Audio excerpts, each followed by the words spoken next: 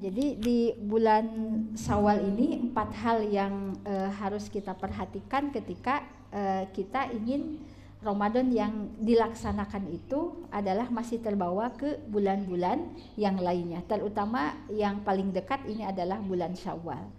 Bulan Syawal ini bulan peningkatan, tadi kita sudah sampaikan bahwa peningkatan ibadah yang itulah yang kemudian harus kita tingkatkan atau kita pertahankan. Nah, itu dari pertama Ibu, itu adalah dari saumnya dulu ya.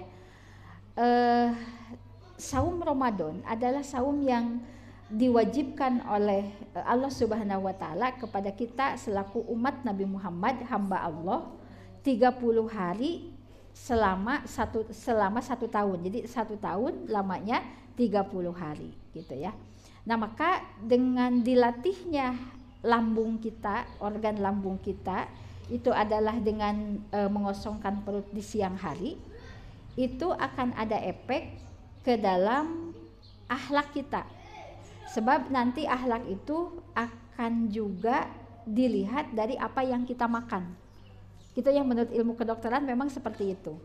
Apabila banyaknya makan daging, maka cenderung itu adalah panas. Berarti emosi itu makin naik begitu ya. Tetapi ketika kita makan ikan, itu cenderung ikan itu menenangkan. Seperti yang kita lihat, kalau kita ingin tenang begitunya, melihat ikan, kita merasa jiwa itu kita ada dalam tenang begitu, karena memang sifatnya ikan itu menenangkan. Jadi artinya apa yang dimakan oleh kita itu adalah akan juga mencerminkan akhlak kita begitu. Nah, maka ibadah saum 30 hari di bulan Ramadan itu kita melatih di siang hari tidak kemasukan makanan gitu ya. Dan juga jadwal makan hanya 2 kali saja. Tapi kalau kita tarik ke bulan setelah Ramadan, maka sekarang kan Bu lagi trendingnya gitu ya, untuk menerapkan pola diet yang semacam itu. Padahal kalau dalam Islam yang namanya fasting itu begitu, itu kan sudah diajarkan sejak dulu kan begitu.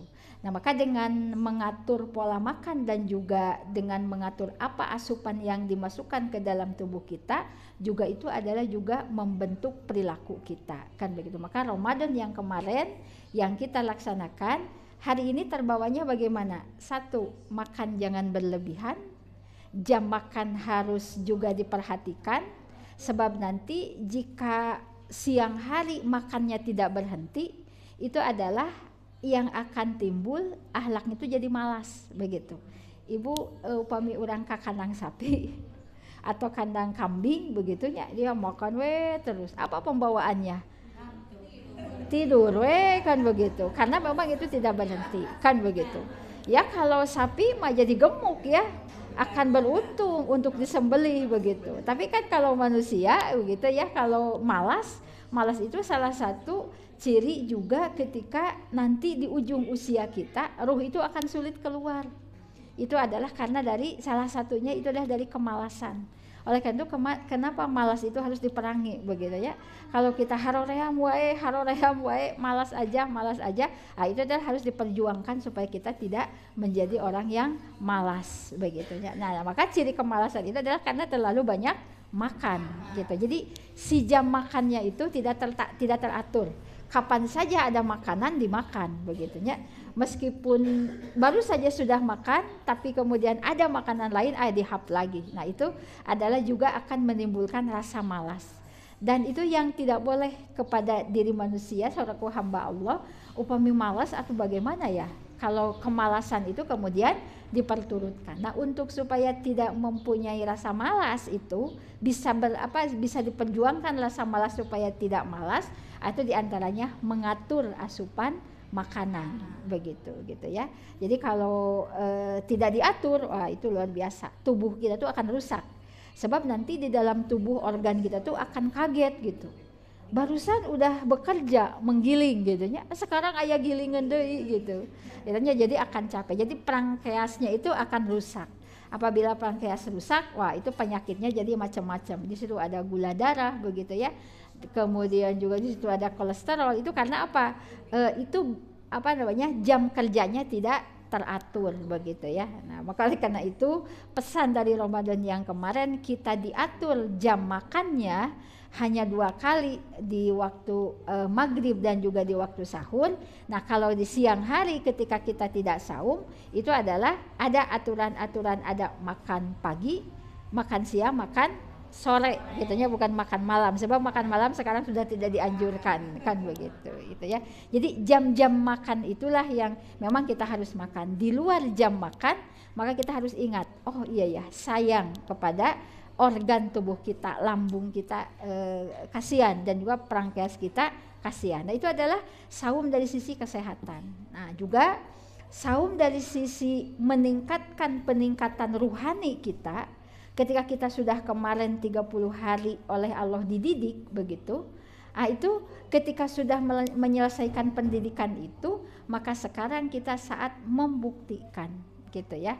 Satu, emosi terutama gitu ya, emosi yang kemudian terpetik di dalam jiwa manusia menjadi sesuatu yang akan mengakibatkan dosa. Nah, itu adalah kemudian juga diarahkan untuk supaya bagaimana supaya emosi ini tidak menjadi sesuatu yang akan menimbulkan dosa, akan menimbulkan pelanggaran begitu gitu ya. Nah, maka Ibu, oleh karena itu kata Rasulullah, orang yang sudah menyelesaikan program Ramadan itu disebutnya adalah seperti bayi yang baru lahir. Jadi kesempatan ketika kita kemarin melaksanakan Ramadan teh Syawal, tanggal 1 Syawal teh kita teh seperti bayi. Tetapi kan kita harus belajar dari bayi teh apanya begitu. Apakah tidak berdayanya gitu ya, atau apanya sehingga Rasulullah menyebutkan seperti bayi kawaladathu ummuhu, seperti bayi yang baru dilahirkan oleh ibunya. Itu dalam apa? Minimal ada 3 ciri begitunya ketika kita disebut waladathu ummuhu, kawaladathu ummuhu, seperti bayi yang baru dilahirkan. Cobi, ketika kita menyongsong seorang bayi gitu ya, bayi siapapun begitu, maka yang ada dalam pikiran kita atau yang ada dalam perasaan kita melihat bayi apa, Bu? Ibu pami bade ngalongok orok naon? Senang gitu ya, suka. Ada nggak orang yang ketika melihat bayi benci? Ada nggak? Nggak ada. Itu naluri manusia ketika melihat bayi senang, tertarik begitunya, bayi siapapun begitu. Ketika melihat sosok bayi, ingin menggendong, ingin mencium, ingin mengelus, lucu ya kan begitunya. Karena kita memang kepada bayi itu sangat senang. Nah, maka kalau ketika sudah Ramadan kita kawaladathu ummuhu, itu orang-orang itu tidak ada yang benci kepada kita gitu. Jadi senang melihat kita tuh senang. Dan juga sekarang balikan, apakah bayi mempunyai rasa kebencian kepada orang yang menengoknya? Tidak, karena dia kan juga belum connect kan begitu. Dia tidak mempunyai rasa benci kepada orang. Nah, maka kita apabila ingin disebut kawaladathu ummuhu, 2 itu. Kita tidak mempunyai rasa benci kepada orang, justru kita disenangi oleh orang. Nah, jadi gitu. Jadi ketika sudah beres menyelesaikan Ramadan teh, 2 karakter bayi itu yang harus ada pada diri kita. Kita tidak membenci, justru kita disenangi, gitu ya. Itu adalah ciri bayi. Nah, maka sekarang mari kita introspeksi kepada diri kita. Aya nu ngewaeun teu buka urang itu ya. Ada yang benci enggak kepada kita? Gitu ya. Sebab kalau kita bertemu dengan orang yang seputar kita lah, orang yang kita kenal. Kemudian orang itu merasa tidak enak dengan kita. Kita tuh paham bahwa dia itu tidak senang kepada kita. Nah, jadi upami aya keneh anu rupanya orang ini tidak senang kepada kita. Nah, maka mungkin ini di bulan Syawal teh saatnya kita dekati orang itu. Kenapa kok ada beda kepada kita? Sebab nanti itu akan juga mencacatkan kita sebagai kawaladathu ummuhu di bulan Syawal ini. Jadi 2 sikap itulah yang kemudian harus kita punya. Tidak membenci, tapi juga menimbulkan sesuatu yang orang lain senang kepada kita. Karena bayi itu seperti itu, kan begitu. Nah, kemudian yang ketiga, dari bayi itu kan sifat ketawakalannya yang paling kita lihat luar biasa. Bayi tahu nggak ketika dia hidup hari ini, besok mau ngapain, dan apakah besok akan makan atau tidak? Bayi kan tidak tahu. Gitunya, bakal aya nu masihan emam moal. Bakal bagaimana besok dia hidup, dia tahu nggak? Tidak tahu. Tapi dia dalam keadaan yang ngagoler we gitu. Mangga we rek diurus mangga, teu diurus mangga, kan begitu ya. Dikasih makan mangga, tidak dikasih makan juga tidak apa-apa, kan begitunya. Hanya dia yang bisanya adalah menangis. Itu adalah bayi gitu. Jadi ketawakalan hidup kita di dunia ini itu harus seperti bayi. Tawakalnya luar biasa. Jadi tidak mengkhawatirkan masa depan begitunya, dan juga tidak mempunyai suatu kekhawatiran tentang diri kita. Karena apa? Saking tawakalnya kepada Allah. Dan Allah juga kan ngurus kepada kita. Kan gitu. Kita tadi diurus ku Allah. Jadi apapun yang kita laksanakan hari ini, mangga we ya Allah nyanggakeun. Dan Allah yang mengurus begitu. Jadi jangankan kepada manusia, kepada makhluk Allah yang luas, yang banyak, yang berada di lautan saja, itu oleh Allah semuanya dikasih makan. Dalamun ikan itu tidak dikasih makan, dia itu kan akan menjadi bangkai. Tapi gini kan, sampai dengan saat ini ikan yang banyak di lautan itu dia hidup saja di laut. Begitu. Dan hidup dalam keadaan apa? Kita memakan misalnya teh ikan kembung. Aduh, ikan kembung teh meninggal randut gitunya.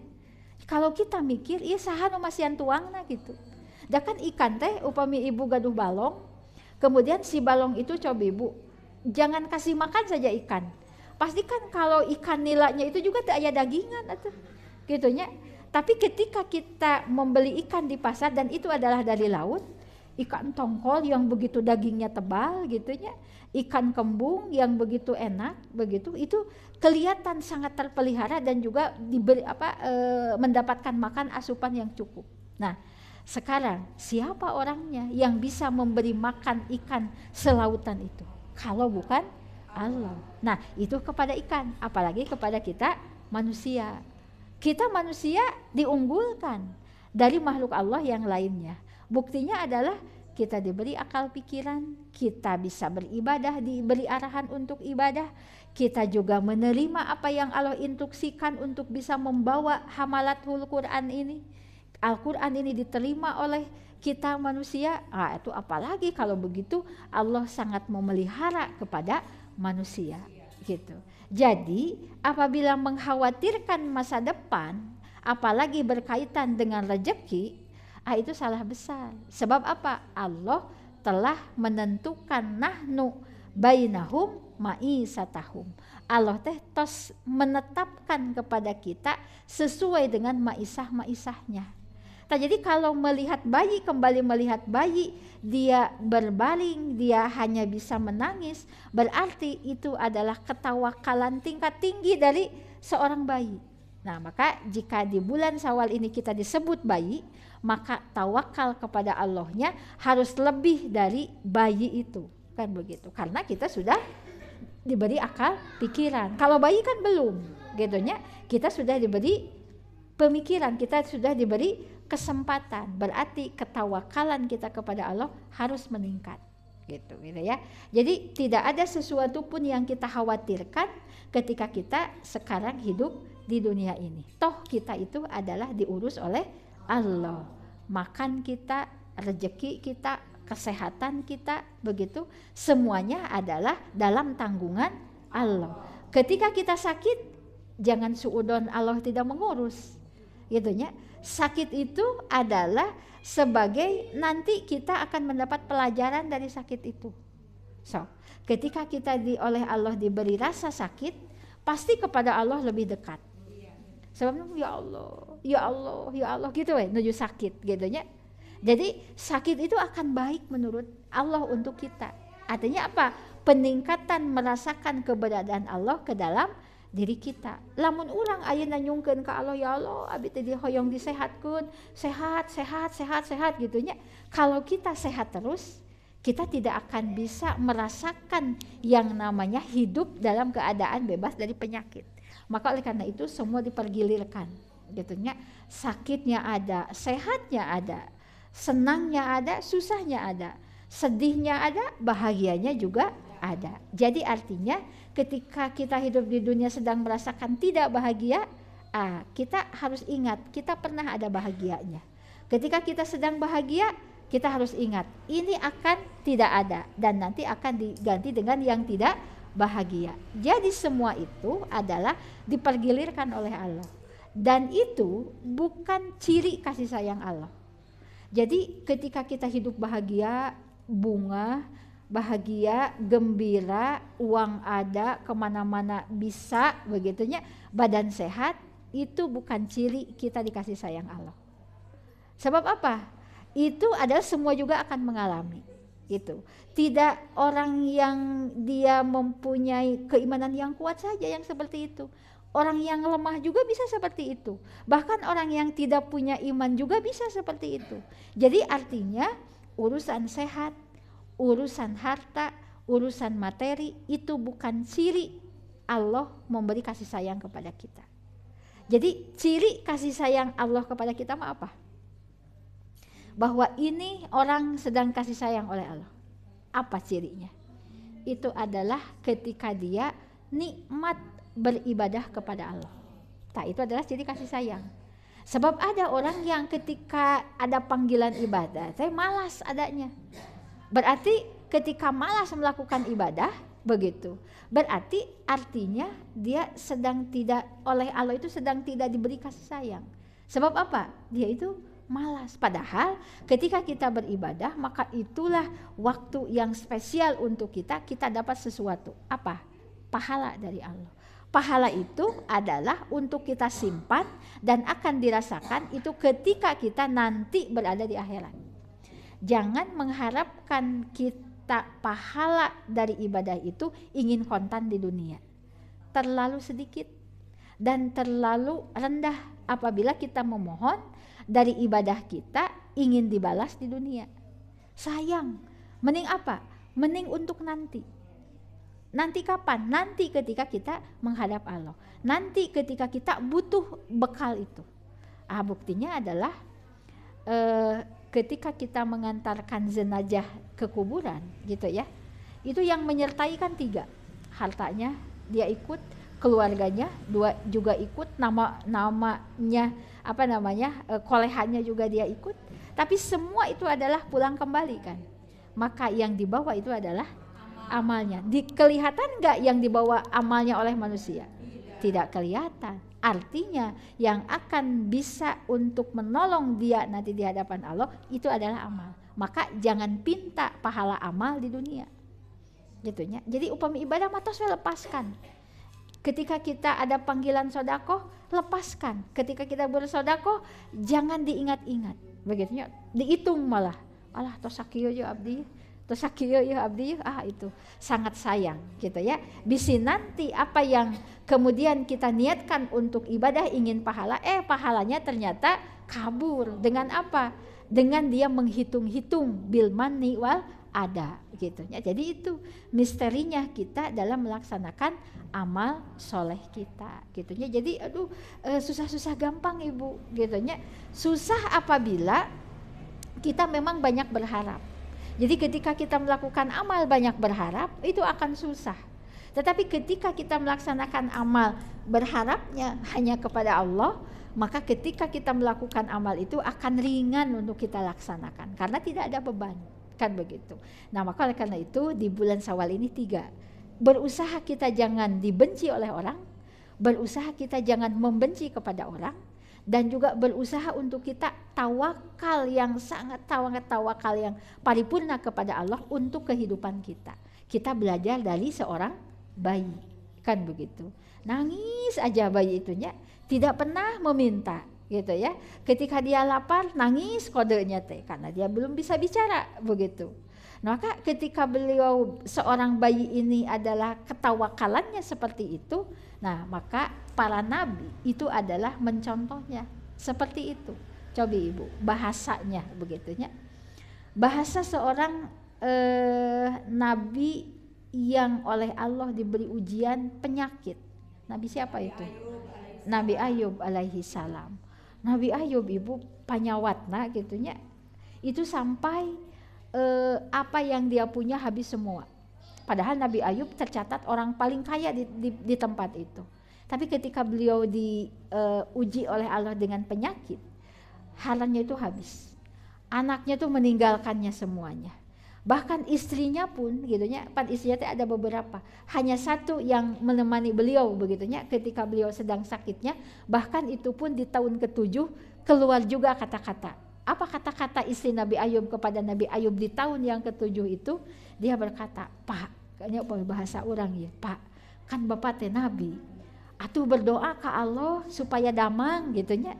Meureunna da istri teh ngurus suami anu sakit wae teh meureun gitunya, bosen meureun gitunya." Gitu ya. Dia teh, "Pak, atuh berdoa lah ke Allah, kan Bapak teh Nabi," gitu. Jadi doa Bapak teh bakal diijabah, sok minta sembuh ke Allah gitunya atas penyakit ini. Apa jawaban Nabi Ayub? Kata Nabi Ayub, "Aku teh umurnya itu sudah sekian puluh tahun sehat. Ini baru 7 tahun sakit. Aku malu kepada Allah untuk meminta sembuh." Nah, jadi Nabi Ayub teh malu untuk minta sembuh teh. Cuman dia hanya berkata, "Robbi anni masaniya dorro wa anta arhamur rahimin." Tak itu kata-kata Nabi Ayub. Robbi anni masaniya dorro, ya Allah sesungguhnya aku sedang ditimpa kemadorotan.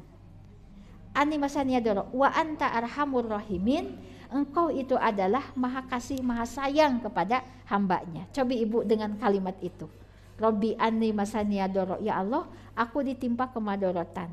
Engkau itu adalah maha kasih maha sayang. Ada gak dia minta sehat dalam kata-katanya beliau? Tidak ada meminta kata-kata dia ingin sehat. Tapi dia menyatakan anni masaniya dorro, ya Allah aku sedang madorot. Gitu aja bahasanya. Jadi begitu bahasanya sangat sopan, halus, dan juga dia tidak mengajari kepada Allah. Sebab kalau kita pami urang nya, ayeuna urang ieu sanes nabi pan, ayeuna urang, ya Allah abdi teh sakit kepala wae gitunya, abdi hoyong damang ya Allah gitunya. Tah jadi mungkin kalau kata Nabi Ayub, ari Allah tahu enggak apa yang kita rasakan? Tahu. Engkau teh tahu Allah teh sakit, kita teh sakit kepala. Kita teh nyeri kaki karena asam urat, kamari seueur tuang daging gitunya. Opor gitu ya.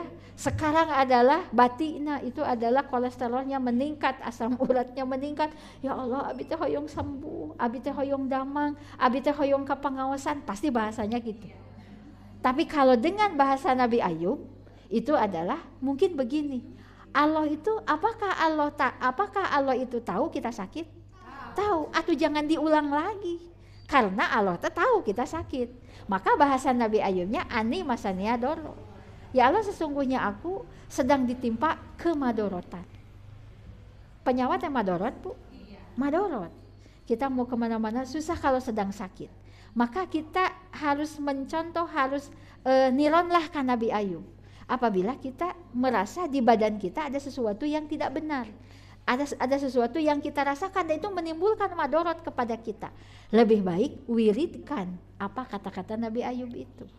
Robbi anni masaniya dorro wa anta arhamur rahimin. Tak eta we Bu, upami urang nuju sakit begitunya, ada sesuatu madorot dalam tubuh kita, harusnya kepala tidak pusing, ini pusing karena darah tingginya tinggi gitunya sampai dengan angka 200-an begitu. Kolesterolnya yang harusnya di bawah 100 ini sudah 150 sampai 200 begitu. Berarti kan madorot tubuh itu. Dicanak berjalan susah begitu, diajak tidur susah, jadi madorot. Maka sampaikan kepada Allah, Robbi anni masaniyad dorro wa anta arhamur rohimi. Tak itu adalah bahasa Nabi Ayub. Apa yang terjadi ketika Nabi Ayub itu berkata seperti itu?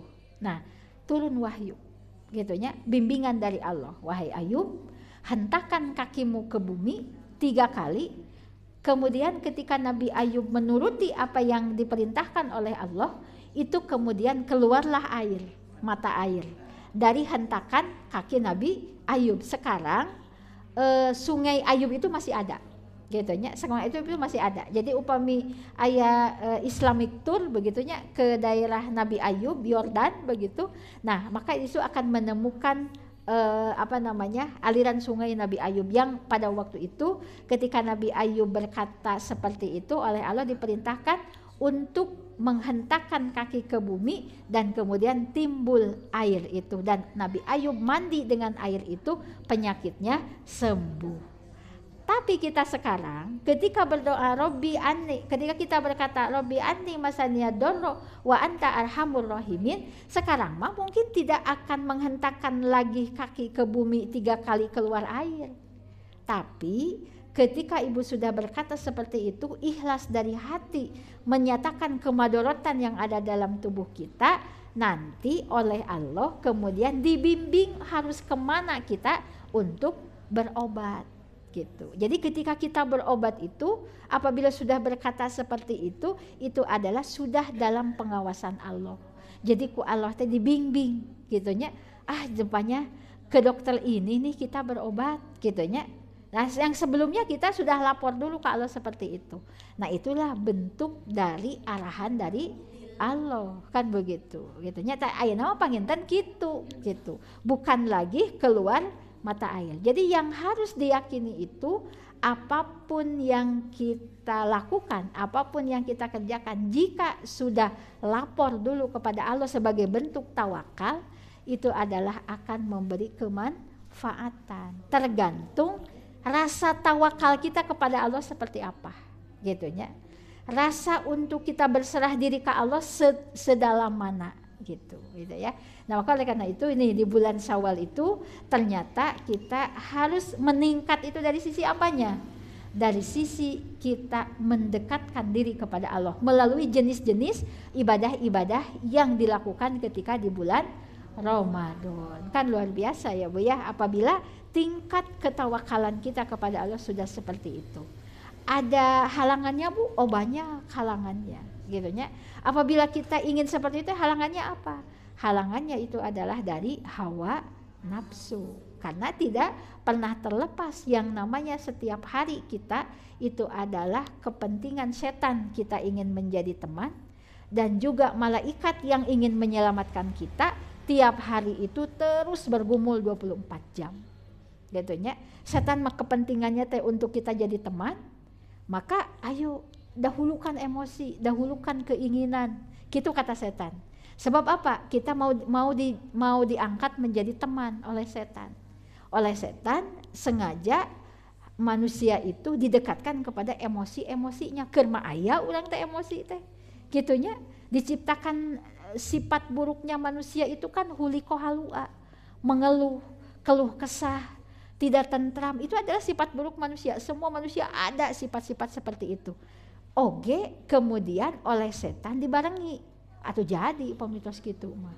Ya, jadi apa akhirnya huliko halua itu keluh kesah dan juga emosi itu kemudian menjadi meningkat. Segala rupa disikapi dengan emosi atau segala rupa teh menjadi masalah dalam hidupnya. Karena apa?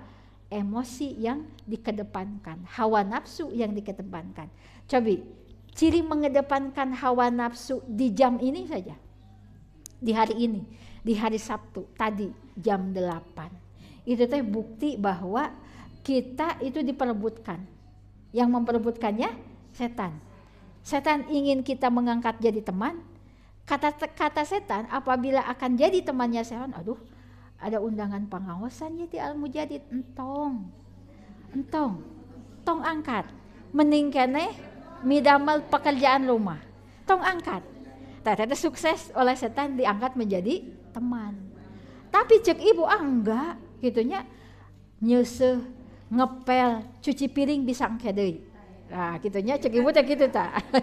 Bisa engke deui. Sekarang saya mau berangkat ke Al-Mujadid. Berarti oleh malaikat diberi arahan, oleh malaikat diselamatkan. Jadi berhasil berjuang teh gitu kan begitu. Nyata ibu itu teh setiap perkara di hari-hari kita begitu. Aya ye amal pisolehin atau yang paling dekat kurban. Gitu nya. Sebab kurban harus sejak dari hari ini. Saham 3.800.000. di tabungan aya 10 juta gitu nya.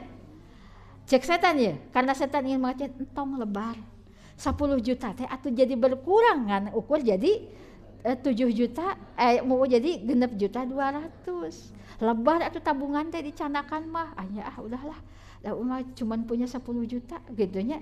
Tah kemudian tidak daftar jadi sohibul kurban, jadi ashabul kurban teh tidak daftar jadi kurbani. Sebab apa? Lebar, berarti setan berhasil itu. Tapi kata ibu, Allah antos mah kege tiasa dipilarian deui tos ayeuna mah la haula wala quwata illa billah bade daftar jadi sahibul kurban, berarti ibu menang. Tah, jadi di setiap perkara-perkara keseharian kita begitu. Apalagi sekarang akan menghadapi pengorbanan Idul Kurban. Sekarang kita Syawal dihubungkan kepada Ramadan, peningkatan ibadah. Sakedap deui itu adalah Dzulqa'dah. Apa Dzulqa'dah? Dzulqa'dah dari bahasa Zulqa'dah itu adalah duduk-duduk mempersiapkan. Apa yang harus disiapkan di Dzulqa'dah? Yang akan berangkat haji siap-siap packing, gitu nya. Yang akan berangkat haji di Dzulqa'dah teh siap-siap packing. Yang tidak melaksanakan ibadah haji siap-siap untuk mengambil tabungan. Gitu nya, untuk dijadikan saham kurban gitu. Tadi Dzulqa'dah, jadi Dzulqa'dah itu. Jadi kalau di Dzulqa'dah diam-diam tidak ada yang digerakkan, tidak ada bergerak begitu. Nanti di Dzulhijjah kita tidak dapat apa-apa. Kan begitu. Jadi kita teh sebentar lagi menjelang, bayangkan Bu, kita akan berada di bulan haram 3 bulan berturut-turut. Dzulqa'dah, Dzulhijjah, Muharram. Kita teh 3 bulan di sini berada di bulan yang sangat dihormati oleh Allah. Arba'ata hurum. Sekarang berada di 3 bulan sebab yang 1 bulannya Rajab, nanti menjelang Ramadan depan kan itu. Ini kita masuk di bulan yang 3 bulan berturut-turut bulannya dihormati. Salah satu hurum. 3 bulan berturut-turut bulan haram. Berarti harus ada sesuatu yang kita lakukan, bergerak kita untuk mendekatkan diri kepada Allah. Karena Allah yang memberi salah satu hurumun itu, bulan yang dimuliakan. Jika kita diam-diam saja gitu, itu sayang dong kesempatannya. Gitu ya, apabila kita tidak bergerak. Mari di Syawal sebagai bulan peningkatan, Dzulqa'dah sebagai siap-siap, kontrol apa yang kita punya, berapa yang kita punya untuk memberikan reaksi yang cepat terhadap bulan Dzulhijjah.